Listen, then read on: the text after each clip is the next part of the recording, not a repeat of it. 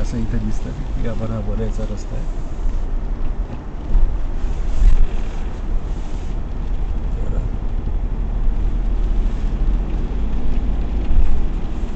आपण अशी इच्छा करूयात की आशा करूयात की शेवटपर्यंत आपण पोहोचू शकू.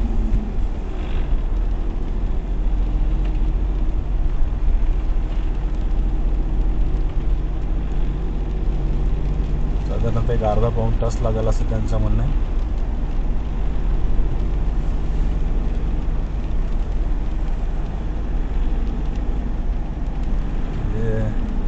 कोटिले इथून 30 किलोमीटर दाखवत आहे. त्याच्यानंतर साधारणतः 15 ते 20 किलोमीटर आहे अजून.